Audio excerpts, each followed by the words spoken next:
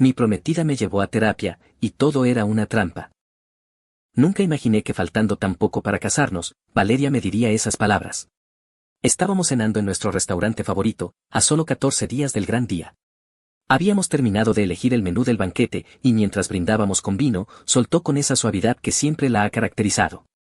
Amor, quiero que vayamos a terapia de pareja. ¿Ahora? Pregunté entre sorprendido y confundido. Sí.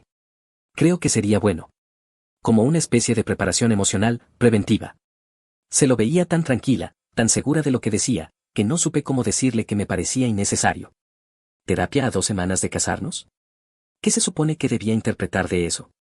Pero asentí. No porque creyera que lo necesitáramos, sino porque no quería discutir. Y también, porque una parte de mí pensó, quizá tiene razón. Nunca está de más hablar de lo que no se dice. A Valeria siempre la he considerado una mujer inteligente.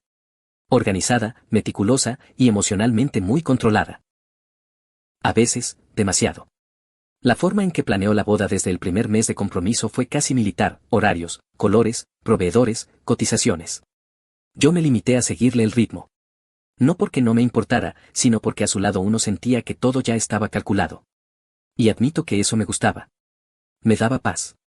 Pero esa noche, su propuesta me dejó inquieto. Me acosté con la sensación de que había algo más detrás de sus palabras. ¿Por qué ahora? ¿Por qué no antes? Y sobre todo, ¿qué quiere arreglar que no me ha dicho? La primera noche después de esa conversación soñé que llegaba al altar y ella no estaba. En su lugar había una silla vacía y un montón de miradas juzgándome. Me desperté sudando. «Estás tenso», dijo al notar mi expresión en el desayuno. «Verás que después de la sesión te sentirás más tranquilo. Es solo para fortalecer lo nuestro, nada más». Fortalecer, pensaba yo. Como si estuviéramos agrietados y yo no lo supiera. Acordamos asistir a una psicóloga que ella conocía. La misma que, según me dijo, ayudó a sus padres en su separación. Ya ese dato me hizo ruido. Pero otra vez me callé. «No empieces a desconfiar sin razón», me repetí. La cita sería un martes por la tarde. Ese día trabajé con un nudo en el estómago.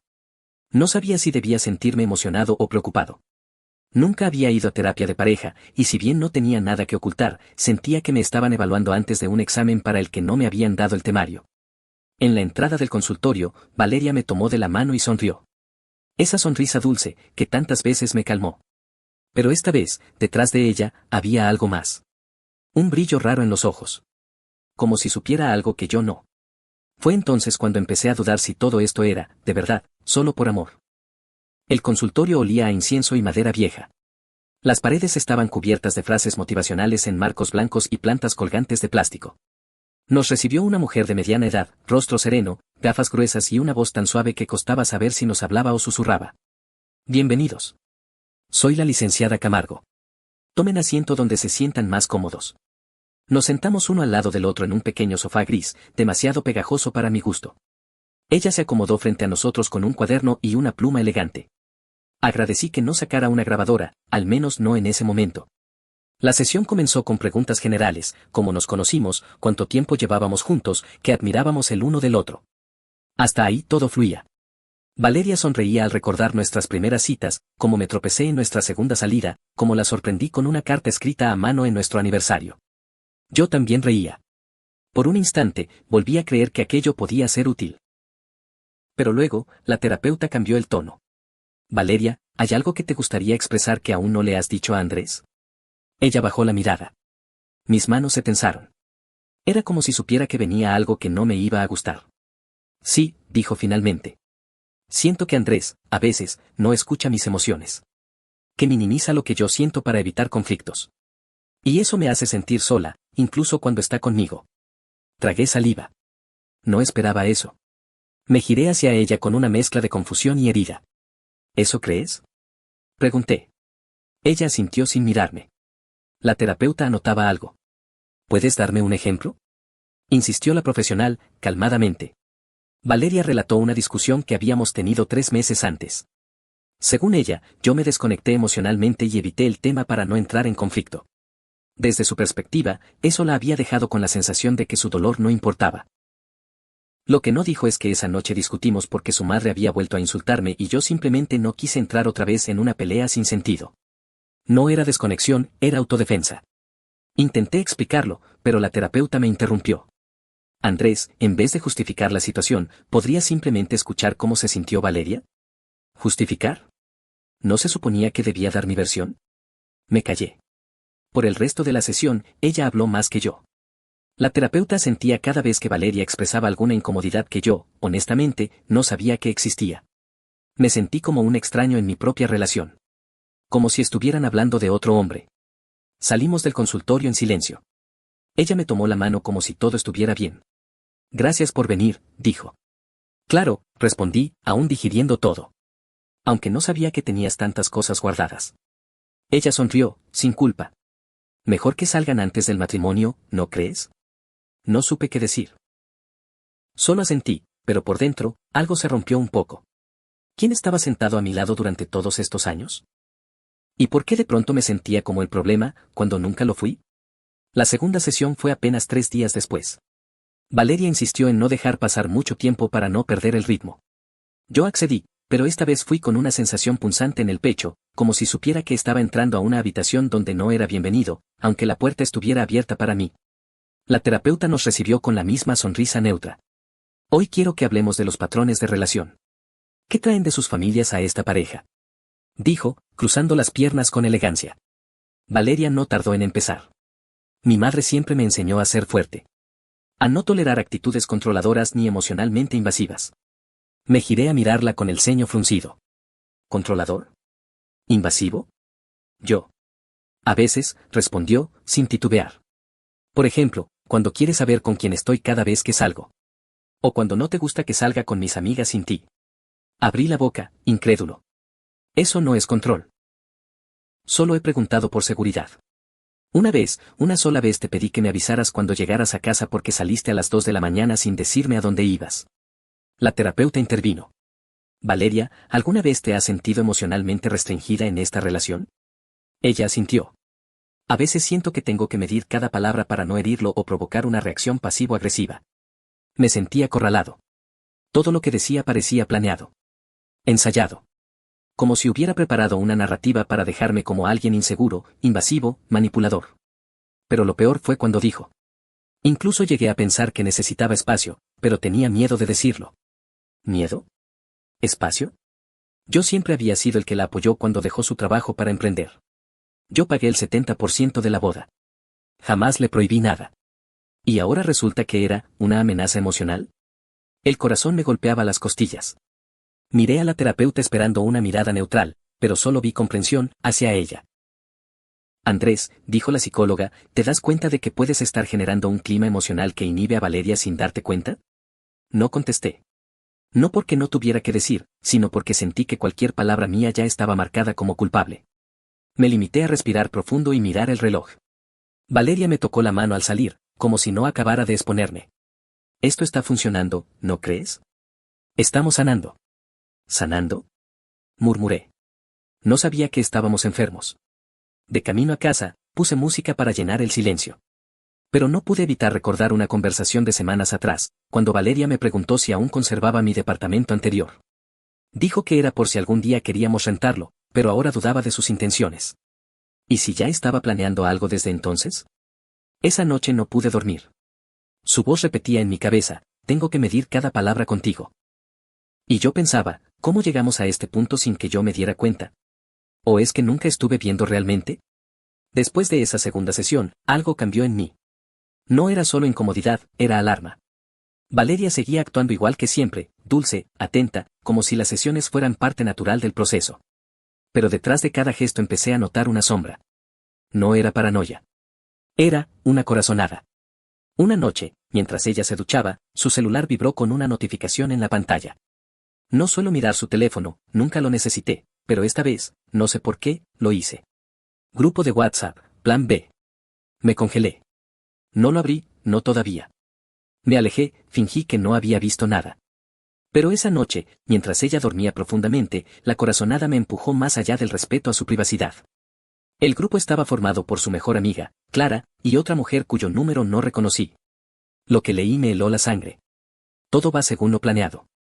Andrés ya está dudando de sí mismo. Bien. Recuerda lo del acuerdo postnupcial. Es fundamental. Y si no firma, ya sabes, tenemos lo suficiente para que quede como un manipulador emocional. Tuve que leerlo 3 veces.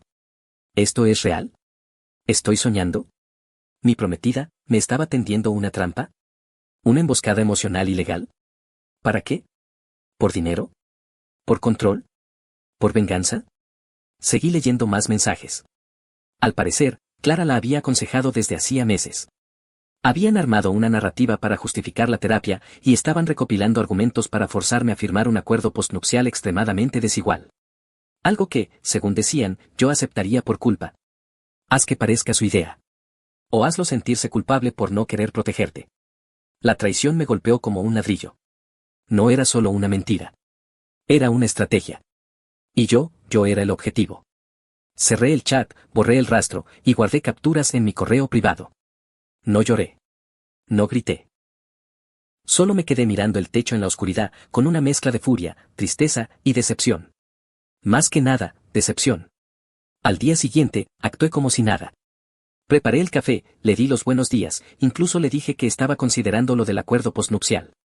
Ella sonrió como si todo fuera perfecto. Sabía que lo entenderías, dijo. Quiero que tengamos una base sana, por si algún día algo sale mal. No le respondí. Solo la observé mientras revolvía su café, segura, tranquila, convencida de que su teatro funcionaba. Pero yo ya sabía la verdad. Ese mismo día llamé a un abogado amigo de confianza. Le conté parte de la situación, no todo, aún no, pero lo suficiente para que me dijera una frase que me marcó. Si te están preparando una trampa, asegúrate de tener una salida antes de que cierren la puerta. Esa noche, revisé nuestras cuentas conjuntas. Me di cuenta de que ella había transferido dinero a una cuenta nueva hace semanas. Pequeñas cantidades, pero constantes. Nadie hace eso si no está preparándose para algo. Y entonces lo entendí. No era solo una emboscada. Era una jugada completa.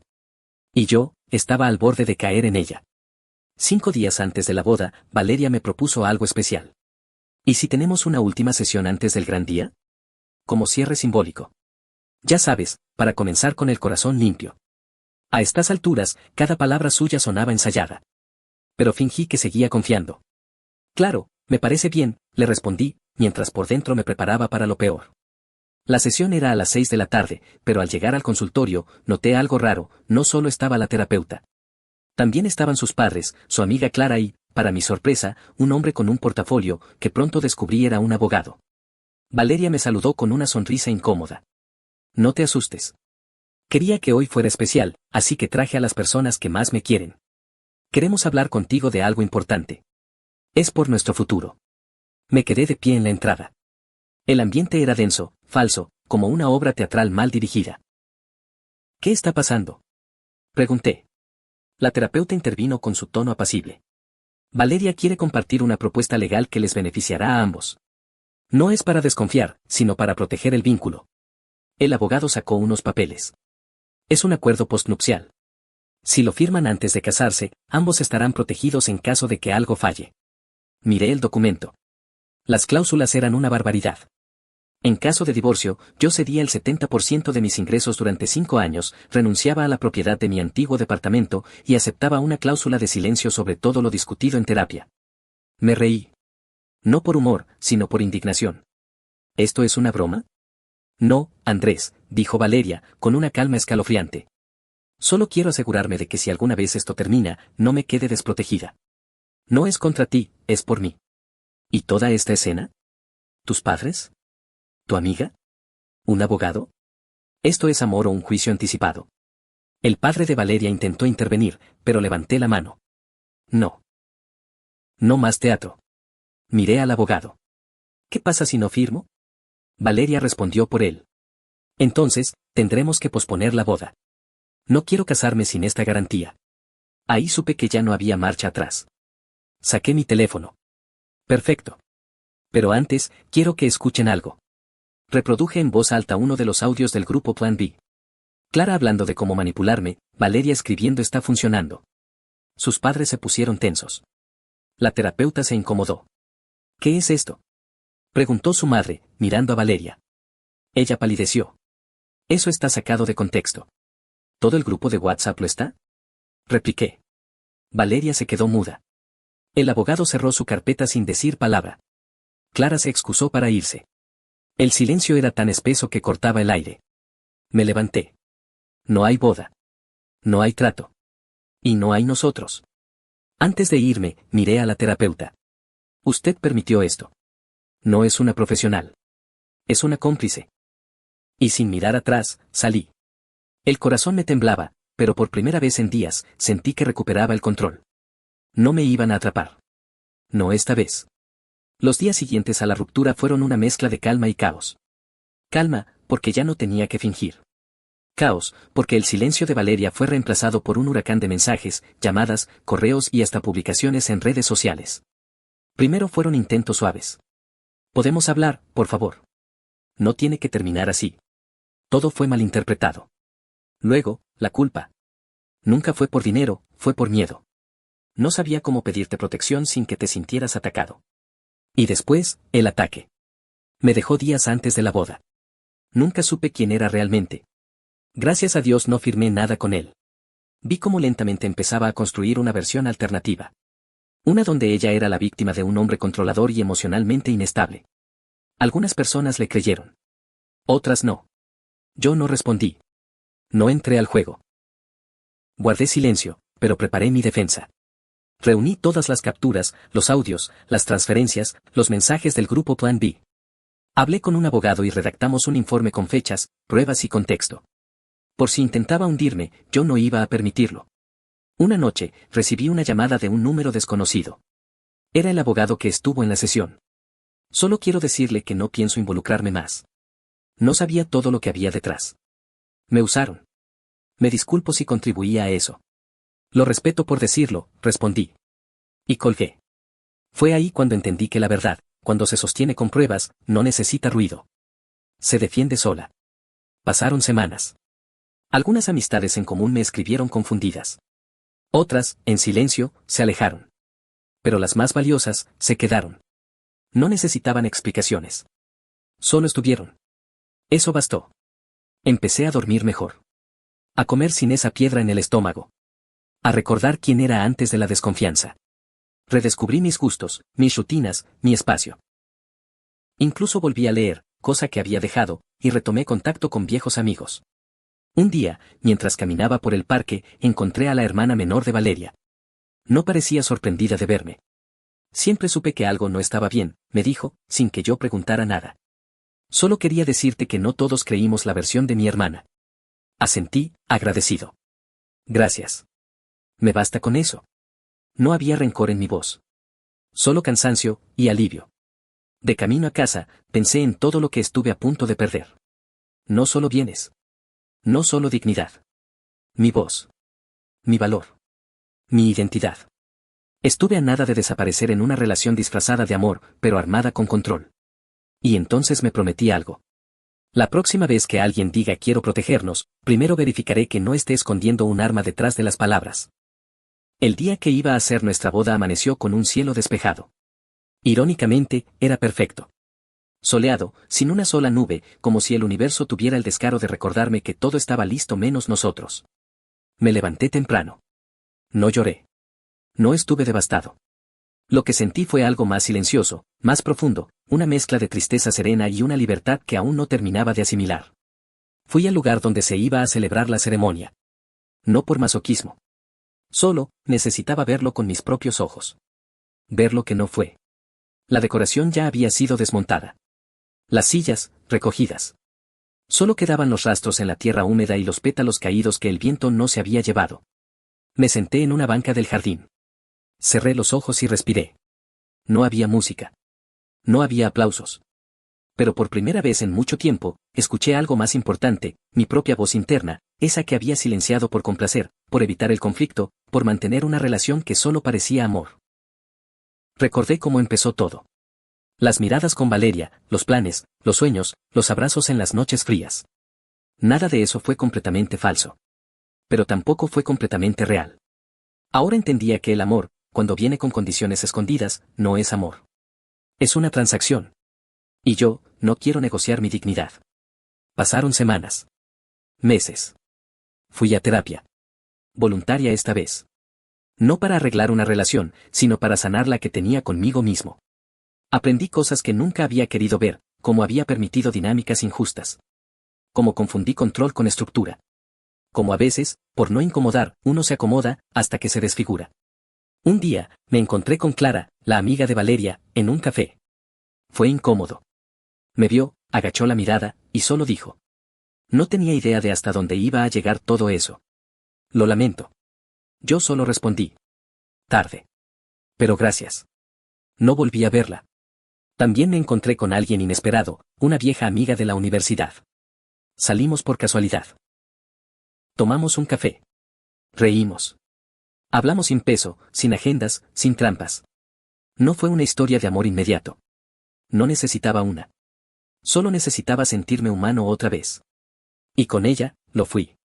La última vez que supe de Valeria, fue por una foto que alguien compartió. Estaba sola, en un evento. Sonreía. No sé si era una sonrisa real o una más de su repertorio. No me interesó comprobarlo. No guardo rencor.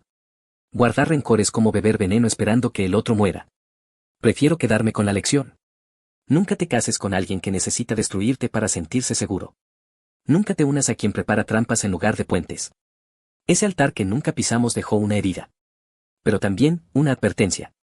Y a veces, las advertencias son más valiosas que los votos.